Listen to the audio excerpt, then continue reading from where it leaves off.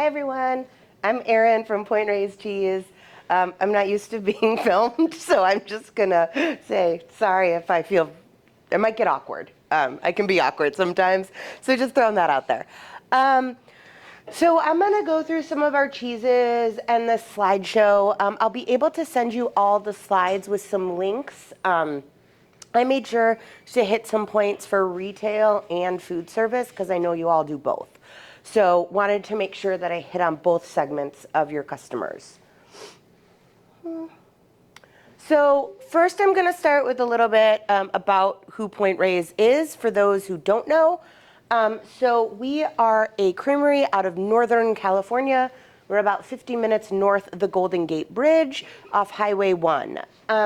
So our history began in 1904 when Tobias Giacomini, he left Northern Italy and he came and he settled in Tamales Bay in Point Reyes and started dairy farming.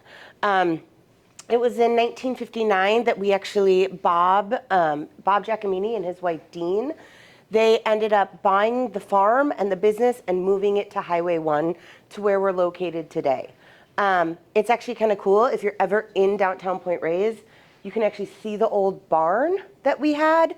When we originally were farming over there, we gave that land back to the city and to the city of Point Reyes and to California, and it's actually a wetland now that you can go walk all the way around. People walk their dogs there, but our barn still stands, so it's kind of cool.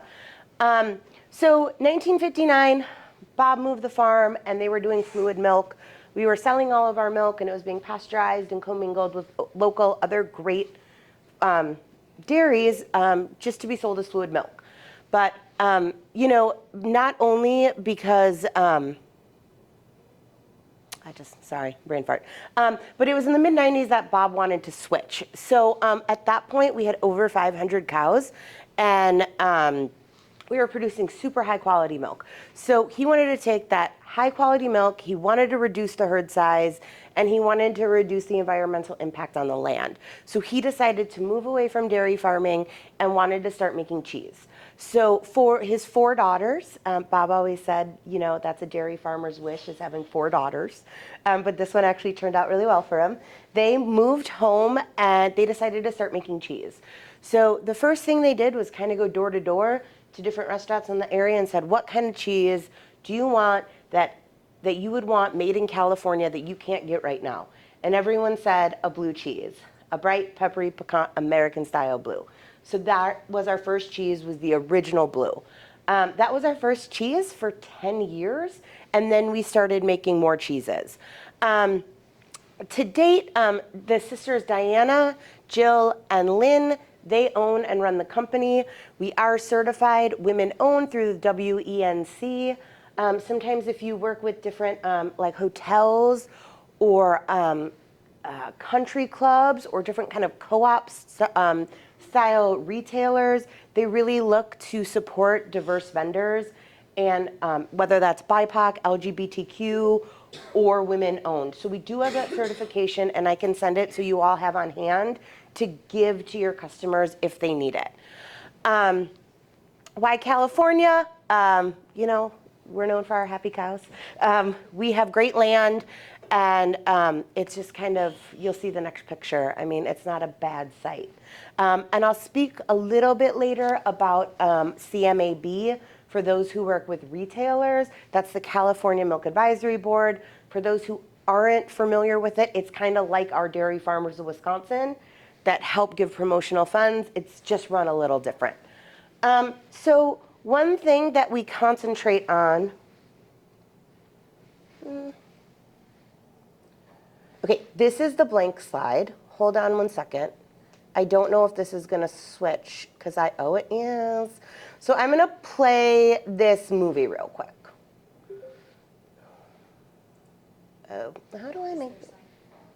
Yeah, it's just a song. But I kind of just wanted to give you, that's our farm. That's the family. These are beautiful Holstein cows. So it is Holstein cows that we have. We have about 450 at this point. They're all really happy. I'll get more into cow welfare in a minute. This is our robotic milking machine, and I'll touch on that in a couple of minutes when I talk about sustainability as well. And just cow comfort, that's kind of our top priority. This is our methane digester. This helps power, at this point, about 70% of our plant. So it is powered by poop, essentially. This is a little bit of the cheese making process. This is gonna be our toma. So, we added the cultures, cutting the curd, and then putting it into the mold. So you can see everything is still really hands-on. That's our Gouda taking a little plunge in the brine tank. That is how our blue gets punched. And that's why our blue cheese gets veined. This is our aging room for Toma and Gouda. That's Tina Turner. She is our employee that works 365 days a year, 24/7, unless she gets a little fickle, and then we have to restart her. And then this is how we get the exact weight wedges. We actually just got a grant for a new cutter, so we changed the cutting a little. This is the fork. This is our educational center on the farm. It's also a place where you can go buy cheese. And if you all are ever in San Francisco and going up towards Sonoma or Napa, you should email me, because what we'll do is we'll get you a tour of the farm, we'll get you a tasting. I'm sure the cheese is gonna taste really great at your desk, but it's gonna taste even better in this environment. And then we'll send you out for your favorite oysters, favorite hiking, favorite beer, favorite wine, whatever you like to do. This is a lie. It is now 24 years of cheese. Next year is our big 25th birthday. So this is part of the thing that we want to do is we want to concentrate on sustainability. So like I said, this is a little out of date. We do have the methane digester, and that takes the waste and it takes the more liquid part of it, and it turns it into renewable energy. We also are no-till. We have water recycling and reuse on the farm. We have the robotic milking, which we bought that. It's called the Levy system in 2020. So we did this during COVID. So what we did that for was essentially for cow comfort. So all of our cows wear a little Fitbit. And it helps with a couple things. First, instead of herding all of our cows together to be milked at the same time, the cows can actually go get milked when they feel pressure in their udders. So they go in, they scan in, an arm comes out like you saw in that video. There's little lasers to find their teats, and it latches on. So there's no pulling. As that's happening, treats come down, and so the cow is just happily eating treats. As she's being milked, she's getting milked in about 5 minutes, producing more milk. And the cool thing is the contents of the milk are being looked at. So if something's off with the somatic cell count or something like that, it actually doesn't go and get mingled in with the rest of our milk. It's put in a different bucket, essentially. So we're not commingling really great milk with some milk that we need to look at. And that also gives us a heads up if we need to call the vet or have our herdsman look at that girl. With that system also came a few other things. In our farm, the very technical term for this is our big ass fan. It is a really big fan that just turns all day and cools them. And then when the cows eat, what they do is they end up pushing the food away. So there's this giant looking Roomba, and it just goes all the way around all day and pushes the food back for them. And that's just so they don't have to strain to get it. And then there's little back and neck scratchers all over the farm. So if you want to see a cow look like a little kitten, it's pretty adorable. So that's what we do for cow comfort. The other cool thing about the Fitbit is our cows, they like to stay together, very herd-like mentality, and they're pretty habitual, right? They like to do the same thing every day. So if one of the cows is in a different part of the area, kind of alone, our herd manager can go see, maybe she's past the point in her pregnancy and she has to go to the birthing barn, right? Maybe she shouldn't be walking around all the time. Maybe something's wrong with her and the herdsman needs to call the vet, or needs to look into maybe getting her some help or some treatment. Maybe she hurt herself, or maybe she just needs time away from the other cows, because we all need our own alone time and time away. And then the other thing we do is we also have we have two locations. I'll get to that. We have our farm, and we have a second location in Petaluma, and that's solar powered. So this is just our commitment to climate. So the cow waste, the solid or the liquid go into the methane digester. It creates the carbon. It helps to power our farm, and with that, we get carbon credits that are purchased, and then we use that to put electric car chargers all over kind of Northern California, and we even started in that kind of Southern Oregon as well, just because we're trying to do something with the good. And then the solids become fertilizer and bedding for the cows. So just a little bit about the impact of our numbers. We have 111 employees, 61% are female, 39% are male. You can tell that, where we are in California, it's a high population of Latinx and Hispanic people. So that is the majority of our workers. In 2023, we donated about $87,000 to charities. We have different fundraisers, sometimes through like our direct-to-consumer sales, and we do different things throughout the year. Third-generation dairy farmer starting in 1959 with cheese in 2000. We have about 460 cows. 50% of the farm is going to be powered by that methane. We have 710 acres, and 550,000 pounds of CO2 were removed from the air annually thanks to our solar power and clean energy sources. So that's the impact that we're making on our farm. So this is kind of the whole lineup. This picture is a little blurry. I'm using just kind of the web version, so I think that might be my bad. But I'm going to save this all in a PDF and send it to everyone. I'll send it to Erica to send to everyone. But this is our lineup of our cheeses. You can see we're actually we debuted the new Toma labels about a year and a half ago, and now we're debuting the new blue labels as well as the Gouda and the Quinta. So that's something that you'll start seeing. Some of you may actually have gotten the wedges with the new blue labels, but we're still going through some of the old stickers. And that's just to kind of call out the cheese, to make it friendlier for the consumer. I always call our packaging like your third monger. So if someone can't be behind the counter in a retail, or it's more in a grab-and-go case, people can understand more about the cheese just by reading the packaging. Another thing to note on our packaging too, well, I'll get to that when I get to the Tomas actually. So, original blue. What is it?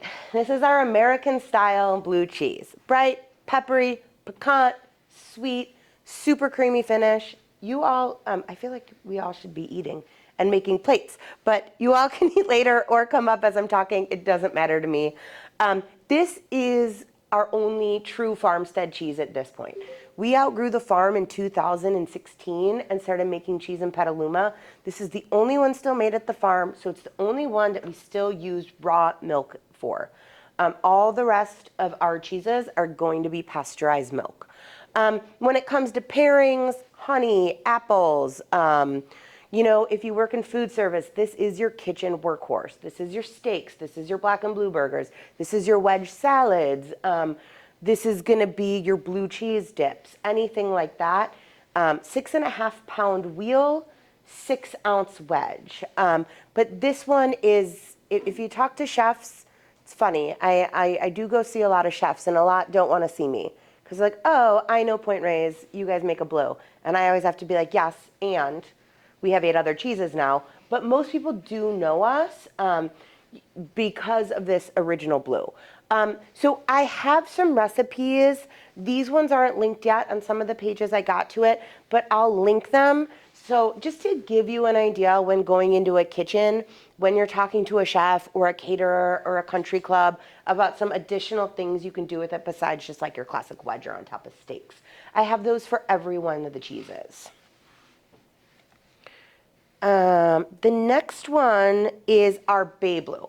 So one of the biggest questions we get is what is the difference between the Bay Blue and the original blue? So that's also part of the reason that we changed the packaging. So Our cheesemaker, Kuba, he is actually originally from Poland, and he left Poland in his late teens, 18, 19 years old, bounced across to the Netherlands, learned how to make Gouda, and before coming stateside, he actually bounced around Western Europe learning how to make different cheeses. And he fell in love with those rustic style blues, like your Forum des Ambers, your Stiltons, your Gorgonzola Mountains. So it's funny, you all got one of these, and you can tell the timeline of like pre-Cuba, post-Cuba because of our assortment. So he wanted to make something that was more of this rustic style blue. So with the Bay Blue, it is going to have a natural rind to it. It's totally edible, has a fudge-like consistency, a little bit of that crystallization in the veining, and almost this like salted caramel or graham cracker finish. I say with this blue cheese, what I love about it is it can go in any part of your menu. So this is to tell to retailers or to food service. It can be used savory in appetizers or dinner, really great in desserts. My partner's actually a pastry chef, and he has done different desserts with this. He made a caramel recently where he subbed out half of the cream and added a 5-ounce wedge of that Bay Blue, and it was beautiful. That with a chocolate or a caramel, poached pears with like a honey caramel on top. So this can go on all sides of the menu, which is what I like to point out. It doesn't just have to be a cheese board cheese, but it can be. So, some pairings, strawberries, potato chips, salami, baguettes, pretzels, champagne, hard cider, like I said, chocolate, caramel, anything like that. You can see some recipes of on the side and then some awards. Reason I put awards, if you have retailers that focus on things like ACS, World Cheese Awards, good food, things like that, you can let them know that these are the awards that these cheeses have won. On our website, it'll have all the years and exactly what category they won in. Now, our next cheese, which I've been showing this week, and I will be setting up because I have a big retailer who wants to bring it in from you all, is this fennel blue. So this is one of our newer cheeses. It's essentially the Bay Blue with fennel. It is fennel seed, so it does have more of like a toothsome bite to it. Some people love it, like me. Other people just aren't quite understanding the fennel seed, but we do blanch it. If you go actually on our Instagram, they just did a whole reel on how fennel blue is made. What I love about the fennel blue, and I think I sent it to you all just as a new one to try it next to the Bay Blue, because the Bay Blue, you're gonna get that sweetness and that caramel, and the fennel, just with the addition of the fennel, it really kind of like tampers down that sweetness, and it brings out the pungency in the blue and the umami flavor in that Bay Blue. So this one, like if we want a quick dinner, pasta, ground Italian sausage, this, caramelized onions, awesome. Great on endive, great on a tart. Pizza, I'm from Chicago, and all you Chicago people out there know we put it in all of our sausage. Try it on pizza, it's delicious. And this is done really well for us. So we actually were able this year, so we were selling this at the farm at the end of last year, and at the farmer's market. So we're really lucky because that's what we get to do with R&D cheeses to see if they catch on. So after that, we were able to put it in for the American Cheese Society Awards, and it actually got second place in its category this year, which was huge because it's a new cheese for us. We're super excited about it. It's one of my favorites. Like I said, though, I'm obsessed with fennel, so something I love, and it's just delicious. So next is going to be our Toma line. So one thing I did want to point out for those who work with retailers, again, we changed this packaging. So it kind of says, it says Italian-inspired artisan cheese, and then it says how to use it. So melt me in a grilled cheese, grate me over avocado toast, pair me with craft beer. But on the other side is something we like to call Learn, Pair, Cook. It's a QR code, and it brings you to more information about the cheese, how to use it, and seasonal recipes. So what I'm doing for one real retailer is I'm actually making just like a little 2x3 card that they can put up on their multi-deck that says, turn around for cooking ideas, like scan QR code. just so customers start picking it up and looking at it. I have found, as far as retail, these cheeses tend to do better when merchandised with the Italian style cheeses. A lot will put it with the Gouda as well, but with Goudas, there's so many flavors, and in the Italian style, there's not as many, so it really is highlighted more in that Italian set. I also know some of you are working with retailers that have schematics, so you can't do anything about it. But if you're working with smaller ones and they're like, oh, we have this Toma, but it's not selling, you know, do you have any advice? I mean, besides sampling it and getting it in people's mouths, trying to re-merchandise it helps as well. So Toma, what does Toma mean? Wheel of cheese made by the farmer herself. Italian-style table cheese. Every region in Italy, they have a snacking cheese that they cook with, they snack with all day. It sits out on its table, breakfast, lunch, and dinner. This is our cheese. If you have accounts who are using like a Fontina, a young Fontina, or an Asiago Fresco, this is a great substitute for it if they want to promote American cheeses. So really bright, grassy, lactic, fatty, and this highlights the quality of our milk. That's what I love about it. So I have to change some of these pairings. I feel like it's the same ones, and I'm going to change that before I send it to you.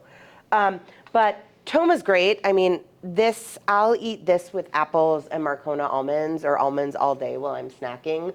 It's just, it's one of those ones that you can put it in anything.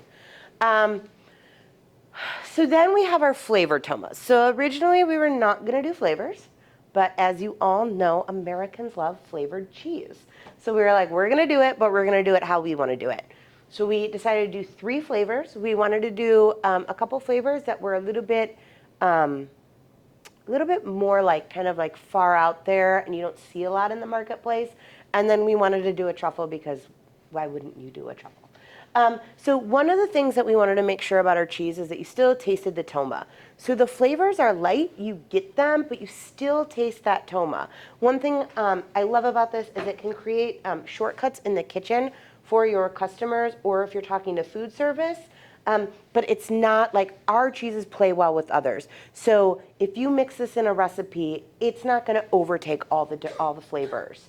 You know, they play well with others. They'll highlight the different ingredients that they use, and they're just not palate wreckers, which is why I love them. That Toma Provence, so we use herbs de Provence in it, rosemary, thyme, savory, marjoram, and basil. We do not use lavender in it. A French chef yelled at me once and said it wasn't true, herbs de Provence, because we didn't use lavender. So then the next chef I saw that day was French, and he was like, I am for the south of France, and that's how we do it. So I like to say we use the southern France style of herbs de Provence, which I did not know, but now I don't get yelled at. So this one's really delicious and snackable. Like mostly too, if you have stores going into Thanksgiving, this is those Thanksgiving flavors, right? Like I'll grate this or shred it, and I throw like a cup and a half and whip it in my mashed potatoes right before serving, right? Not only is it gonna, then you're not gonna have to go buy all the herbs, wash them, and chop them, but you're adding cheese to mashed potatoes, so there's nothing wrong with that. I grew up with my grandma putting cream cheese in it, so now I sub out cream cheese and put herbs de Provence, the Toma Provence. Really good, even on the holidays, like if anyone at Christmas is doing ham, this on like a country ham croque monsieur the day after Christmas with leftovers, delicious. Just try to think about it like that, and it's a really stunning holiday cheese. Plus, none of our cheeses look too shabby on a cheese board, and we know that people just love out cheese boarding and charcuterie boarding everyone nowadays, thanks to social media. So the next one is our tomarashi. So sashimi togarashi spice. This one is pretty unique to us. What I love about it is that it's got this subtle heat, but you still taste other flavors. So 3 different kind of chilies, mostly Aleppo, a little bit of bird's eye, a little bit of Amarillo, orange peel, ginger, nori, and then we actually took out the sesames because it's that top 9 allergen, and we already have milk in our plant, and we added nigella seed, which is more of like a smoky cumin, like a black cumin. So that helps it kind of translate to many different kind of cuisines, which is what I love about it. This is the one that if we open at my house in the morning, we don't put it back and it's gone by noon, and we both have already eaten 3 ounces of cheese that day. It's so snackable. dark chocolate. Kind of makes the chocolate taste like that spicy Mexican chocolate, right? I'll grate some on top of ramen before I crack the egg. Bacon, egg, and cheese sandwich in the morning. You can't go wrong with this. Nachos, enchiladas, pepperoni pizza. It's like the perfect snacking and like delicious fatty food cheese, right? There's a cheese shop that I work with in Austin, and they said they went through a wheel of this just for Super Bowl Sunday, because people would come in and be like, oh, I need a cheese to melt in a queso dip, or I need it for nachos, or I need it for like brisket sandwiches, and they just kept being like, tomarashi, tomarashi, tomarashi. So something to think of, like a good like game day foods cheese, right? Really great with yuzu marmalade. There's this one on the market that I love it with. Gin and tonic, Riesling. And then a fun thing too, I was somewhere with a kombucha company, and they had a keg of mules because they also made a ginger beer. Try a piece, and then try a piece with a ginger beer or like a Moscow Mule. And the ginger beer highlights the ginger and the heat. So it's kind of fun to taste it with different things to see what pairing accentuates what ingredient. But that was really fun for me because I love those flavored. And once I linked that Tomarashi Chili Crunch Croissant Grilled Cheese, I suggest that you all try that. Toma truffle. So but long before my days at Point Reyes, I was a cheesemonger. And there are a lot of truffle cheeses out there. And there are a lot of potent truffle cheeses out there. I never really liked truffle cheese. Truffle's not really my jam. I like fresh truffle. But I found them really aggressive. And even opening the wheels, that kind of like that truffle smell would just smack you in the face, right? So when I first got this job, they're like, what's going to be our hardest cheese for you to sell? And I was like, the truffle. It's just going to be the truffle. I know it. And then I had it. It was one that I had not tried just because it's, again, truffle, not my jam. And it's delicious. This one, when you bring it into a kitchen, if a chef is like, oh, I don't like truffle, I've had people try it and then be like, oh, that's like the truffle's there, but it's more delicate, and all of a sudden start using it. So this is a great truffle cheese for non-truffle lovers. We work with Sabatino truffle. They take real black summer truffles and they grind it into a pate for us. And that's what we add into our cheese. So it is real truffle. So instead of using like an oil or something like that, which can get almost metallic-y flavors in the finish of the cheese, ours is just gonna finish with that rich, fatty flavor of the toma with a nice lingering truffle. Like I said, I mean, sparkling wine, caviar, I mean, honey, you can do anything with this. I just had, I was doing ride-alongs with the Cleveland team, and a restaurant here just picked it up for their truffle burger. That's going to be the cheese on it. And then the last one is this quinta. So what is quinta? Soft ripened cow's milk wrapped in spruce. It's made in a Vacherin Mount Dior style or a Liddell de Clairon. So cool thing about ours is on that picture that you saw with our sustainability, one thing that's indigenous to our land are bay laurel trees. So we actually pick the bay leaves and we make a tea. So we get the spruce in from France, and when we get it, we have to make it, it's really, really like sturdy and you can't bend it. So you have to make it pliable and we have to sanitize it. So we actually pressure cook the spruce in our bay leaf tea. So in the 5 ounce, that if you have that one, you really get that earthy, woodsy flavor with this punch of herbaceousness, right? And then in the 10 ounce, if you taste the inner paste, it's definitely gonna be more of that mushroomy earthiness. And then around the spruce, it's gonna have that big, bright bite of bay leaf, which is what I love about this. This is one that we do keep more at an everyday low price, so we don't really do promos on this. Usually you find that 5 ounce one for $9.99 and the large one, that 10 ounce, for about $17 at retail. So, you know, part of the reason we made the 5 ounce was for chefs, but at this point we're seeing food service and retail is split on both sizes 50-50. I like to call this one more of a one and done. You cut off the top and you eat it. It's not one that you really want to have, like, sometimes I've seen these cheeses cut in half at retail, and it kind of it just, all the cheese runs out and it defeats the purpose of this cheese, right? Which is why the 5 ounce is great. And that's why we wanted to make it. But I mean, this with caviar and kettle chips and champagne for like a New Year's Eve or Valentine's Day, you know, for New Year's Day, then you could just do something like keep it a little bit more lowbrow. We've definitely done like Pillsbury crescent rolls wrapped around little hot dogs and dipped it in the quinta. Really good with those roasted root vegetables. Sometimes I'll have restaurants use that. You know, everyone's so excited at the beginning of the winter for those turnips and those parsnips and carrots and things like that. But by the end, we're all kind of sick of them and we're like, God, we just want some like asparagus and some tomatoes. So this is a good way to still highlight root vegetables just as like a fondue. Also really good if you heat it up, throw in dark chocolate and dip strawberries in it.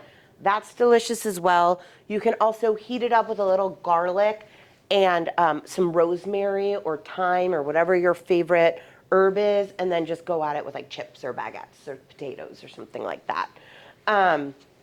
This is a newer-ish one for us. As far as shelf life goes, that 10 ounce gets 100 days from make, and the 5 ounce gets 80 days from make. Like I said, I did fill out the NIF for that, so that should be available. It used to be a pre-order, but now we have decided to keep some in stock. Most of you all pull from our Peterson cold storage, so we have some in stock now. We usually keep about 15 cases extra of each on hand. So what I can do is I can reach out to Tom and I can let you know what we have on hand weekly. So if anyone wants to throw it on your next PO, there's no 3-week lead time. If you're gonna need a bigger order for say the holidays, since we do make this to order for the most part, it would be great to get some kind of like, not like pre-orders for the holidays or something like that, or just a kind of guesstimate so I can let my team know and they can schedule that time with it. This one is made really delicately. We have these tiny little vats, there's 3 of them, and there's only a few people on our team that actually make it. It's super laborious. There's like 90 minutes where you have to slowly stir every 45 seconds. I was not allowed to do that for the first 45 minutes because they told me I would screw it up, which is fair. But then once it had been done for 45 minutes, they let me gently start helping, just because at that point, the curds weren't as delicate. But super delicate in curds. And the other thing I love about it with the packaging is it tells you exactly what the flavor profile is gonna be. So it says it changes in age, 30 to 60 days for a buttermilk tang, 60 plus for mushroomy, mustard, and herbaceous finish. On the back, you're gonna see the make date as well as the enjoy by date. So if someone's like, hey, I don't like it when it says earthy and I want that buttermilk tang, they can see exactly how many days this has been aged. For other retailers, we do have these little cards and it says exactly how to use it. I know some retailers want stuff like this in their coffin. I know I didn't like it because it would get messy. So to each their own, but we can do certain marketing specific. We have a great marketing team and we can help do things for specific retailers. And then I'm just gonna say thank you with this picture. That is not my phone number. I have to change it. I don't know why that phone number is on there. But